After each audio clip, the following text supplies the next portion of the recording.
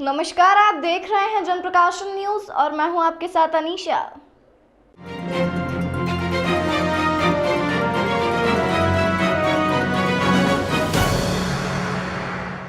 इंदौर में लंबे समय के बाद एक बार फिर से खसरे के प्रकोप के बढ़ने का दौर शुरू हो गया है, जहां पिछले एक सप्ताह में शहर के 4 अलग-अलग स्थानों से ज्यादा 11 संक्रमित मरीज मिले हैं। वहीं सभी मरीज 9 साल तक के बच्चे बताए जा रहे हैं।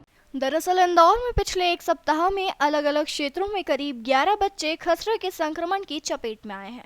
वहीं इनमें से 8 बच्चे सामान्य इलाज के लिए अस्पताल पहुंचे थे, जहां पर जांच के बाद इनमें संक्रमण की पुष्टि की गई थी। वहीं 8 बच्चों में संक्रमण की पुष्टि होने के बाद से ही स्वास्थ्य विभाग के द्वारा लगातार इनकी कॉन्टैक्ट ट्रेसिंग की जा रही थी, जिसमें 3 और बच्चे संक्रमित पाए गए हैं।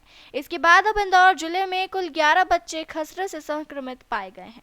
वहीं संक्रमित हुए इन सभी बच्चों को लेकर स्वास्थ्य विभाग का कहना है कि जांच में पुष्टि होने के बाद से ही इन बच्चों को जरूरी दवाओं के साथ ही विटामिन ए के डोज भी शुरू कर दिए गए हैं, ताकि संक्रमण के कारण होने वाले प्रभाव को कम किया जा सके।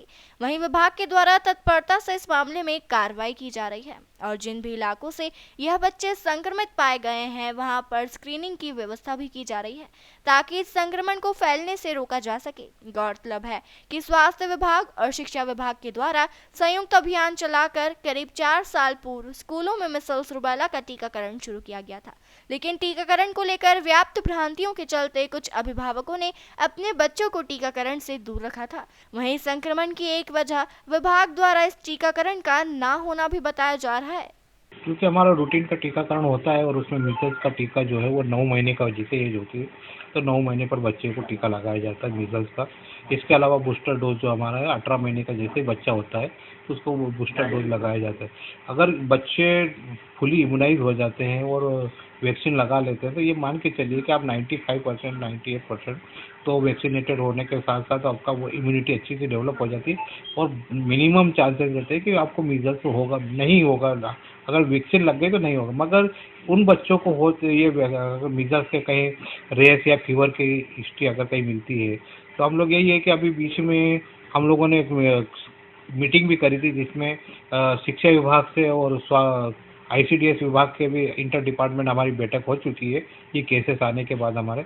तो उनको भी ये बोला कि जो भी स्कूलों में अगर कहीं फीवर या रेस के बच्चे कोई भी मिलता है तो उसकी जांच जरूर कराए और आंगनवाड़ी में भी अगर कहीं फीवर या रेसेस कैसे बच्चे मिलते हैं तो उनकी भी जांच कराए और बच्चों को आइसोलेट कराए और घर पे ये ना मान के चले कि हमारा कोई टेबूज रहता है कि जो ये रखे कि इसको छोटी माता हो गई बड़ी माता हो गई या तो ऐसे ही हो, तो घर पे ना रखें, उसका बाकायदा ट्रीटमेंट करवाएं और साथ ही साथ डॉक्टर्स को दिखाने के पश्चात ही उसको होम आइसोलेशन करें।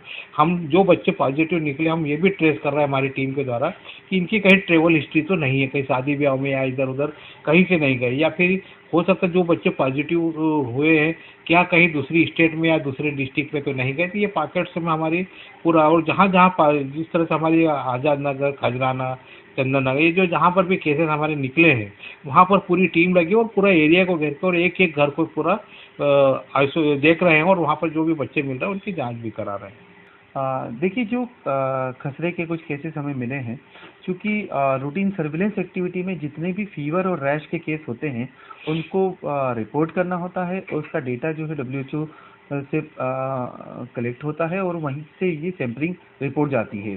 तो 2 तारीख को हमें 8 केसेस एम्बाई से रिपोर्ट हुए थे जिसमें कि खसरा मीजल्स पॉजिटिव पाया गया। ये सभी बच्चे 3 साल से 9 साल की एज ग्रुप के बच्चे हैं, विशेषकर जिसमें 3 खजराना एरिया से हैं, इसके अलावा आज़ाद नगर एरिया से हैं, सदर बाजार एरिया से हैं और जूनी इंदौर से 3 जूनी इंदौर से। तो इस प्रकार 8 केसेस मिले थे। ये केस मिलने के बाद हमने हमारे जो सर्वे दल है, हमारी आशा कार्यकर्ता और इनके माध्यम से इन बच्चों के घरों के आसपास के क्षेत्रों में सर्वे कराया गया। इन सर्वे के दौरान जो भी और भी कुछ बच्चे पाए गए जिनमें बुखार और लाल दाने थे जिनकी की सैंपलिंग कराई गई। इनमें भी 3 बच्चे की रिपोर्ट आई है जो कि पॉजिटिव है, 5 बच्चों की रिपोर्ट निगेटिव है। इसके अलावा 8 अभी सैंपल और बाकी हैं जिनकी की रिपोर्ट हमें आना बाकी है। इन क्षेत्रों में भ्रमण करके लिस्ट आउट किया जा रहा है कि किन किन बच्चों ने अभी तक वैक्सीनेशन नहीं कराया है। साथ ही विटामिन ए की दवा जो कि इसमें काफ़ी कारगर होती है जो कि जो मृत्यु की संभावना है, जिसको बोलना चाहिए मॉर्टेलिटी या सिवियरिटी को काफ़ी कम करती है, इम्यूनिटी को इंक्रीज करती है। तो विटामिन ए सभी बच्चों को पिलाई जा रही है। इसके अलावा कई परिवार जिन्होंने अभी तक वैक्सीन नहीं लगाया है, उनको मोबिलाइज करने के लिए, उनको मोटिवेट करने के लिए सामुदायिक स्तर पे भी कार्य किया गया है। वहाँ पे मस्जिद के माध्यम से भी ऐलान कराया गया है, वहाँ के धर्मगुरुओं को इन्वॉल्व किया है कि लोगों में ये अवेयरनेस आ सके कि वैक्सीनेशन लगा सके। जहाँ तक बात है कि ये जो 11 बच्चे हैं, इनमें सिर्फ एक बच्चे ने सिंगल डोज लगवाया था, शेष बच्चे जो है उन्होंने अभी तक अपना वैक्सीन नहीं लगाया था।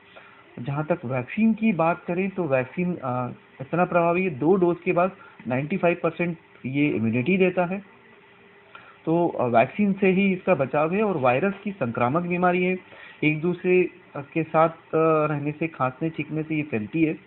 तो हमें इसका ध्यान रखना है कि किसी भी बच्चे को अगर बुखार है और लाल दाने हैं तो उसकी सूचना स्वास्थ्य विभाग को दें, साथ ही अस्पताल में जाकर इलाज कराएं। घर पर रखकर मतलब माता मानकर घर पे ही न रखे जिससे स्थिति गंभीर हो, बच्चे की जान को खतरा हो।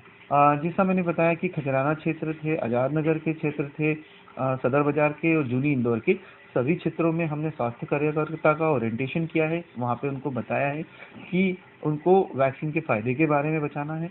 इसके अलावा वहाँ के जो प्रभावशाली व्यक्ति हैं, जैसे पार्षद हैं, उनके माध्यम से भी अपील जारी की गई है। उन्होंने भी सामुदायिक स्तर पर लोगों को प्रेरित करने के लिए कहा है। साथ ही हम लिस्ट भी कर रहे हैं कि जो परिवार वैक्सीन किसी भी तरह से नहीं लगवाना चाहते हैं, उनको हम अन्य माध्यम से अन्य लोगों के प्रभाव से या उनको समझाइश देकर उनको वैक्सीनेशन के लिए मोटिवेट कर सकें। देश दुनिया की तमाम खबरों के लिए चैनल को लाइक, शेयर और सब्सक्राइब जरूर करें।